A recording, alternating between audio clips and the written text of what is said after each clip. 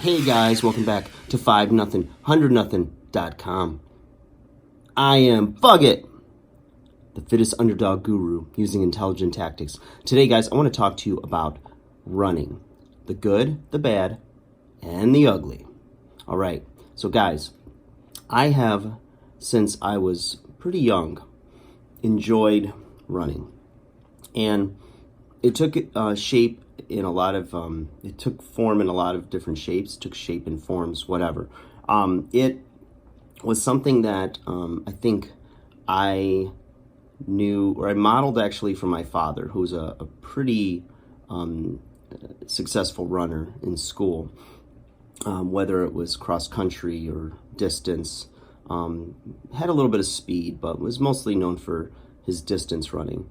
One of my sisters could have been probably national champion 400-meter runner, which is more of a sprint with a little taste of endurance. And I think in my family, she was probably the most gifted, and was very good, but just couldn't get past the mental hurdle of the adrenaline and nerves, and it kind of psyched her right out of that. Any success she would have had beyond, local or state success. Myself, I'm very explosive. I can run relatively fast. Years ago, not that many years ago, I was close to 40 years old, and I was working with Olympic athletes, and these were athletes from the ages of maybe 16 to 23, and so they would have like sprints on like a tennis court or track, and from time to time, I would challenge them to races, and I was pretty successful, being twice their age. There was a few that could beat me and many that I could smoke, but like I said, I think some of that's a genetic component where I was just, it's in my DNA for me to be explosively fast. That's where I seem to excel. But some, and that's a fast twitch, muscle fiber dominant type person, or those fibers are highly developed. Now, somebody who's a good distance runner might be more slow twitch dominant, and then there's some intermittent fibers in between, and type 2A, and blah, blah, blah, blah, blah. So there's a lot of, geeky jargon there that really, I don't believe will pertain to many of you, or that you even give a rat's ass about. So keep it short. So the good of running, okay? Now, I think, like, when I sit down in front of a new client and they're like, well, I know I should run to lose weight.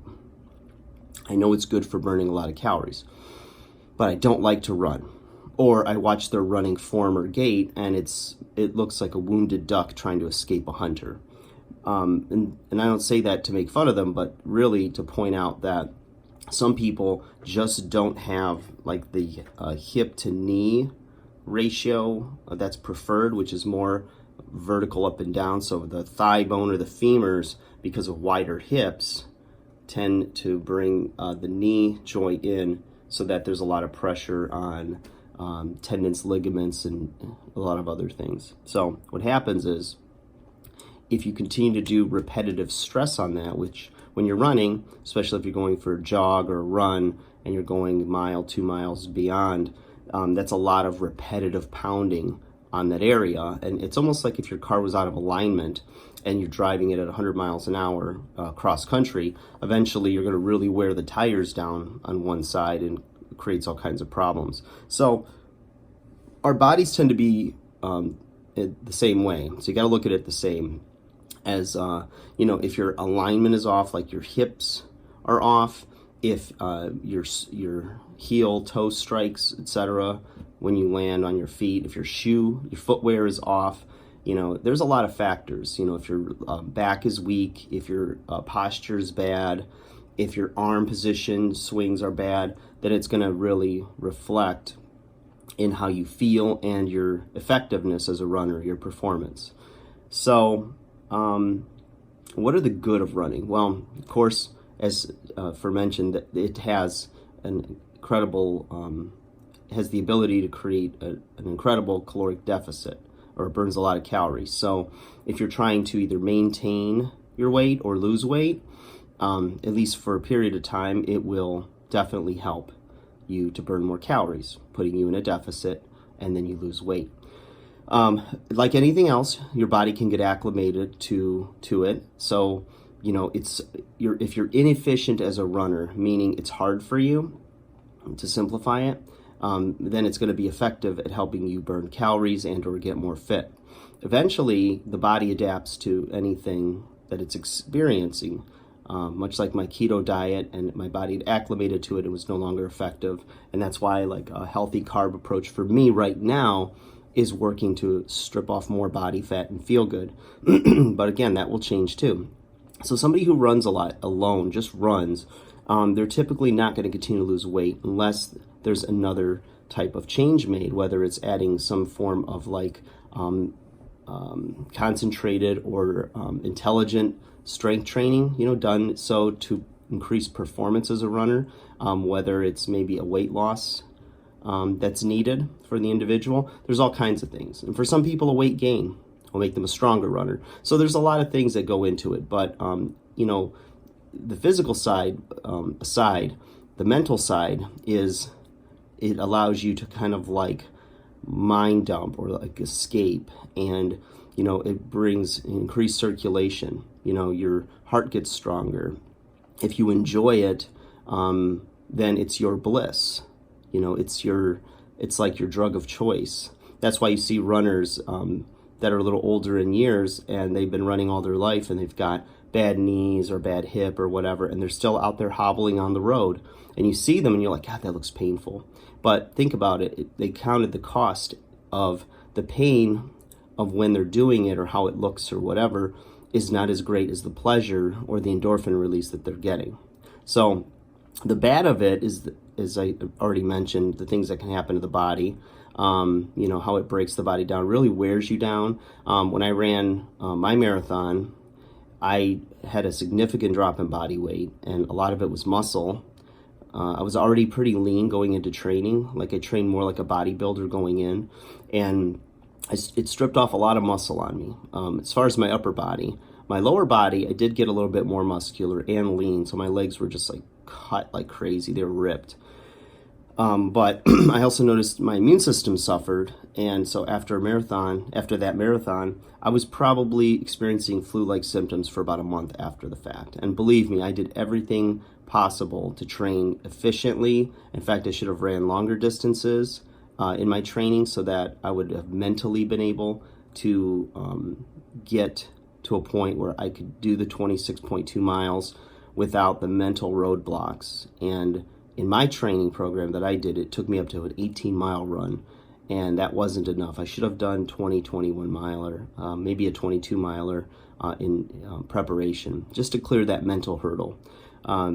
The ugly is that what I find is that those who like to run long distance tend to be in a pinch, or they tend to default to just running as opposed to incorporating some mobility work, stretching, a little bit of sensible strength training that again helps to not hinder but enhance their run. And it tends to get you a little bit out of whack. It's not really a balanced approach to your overall health, and in some ways can be negative to your health. So I personally love to run.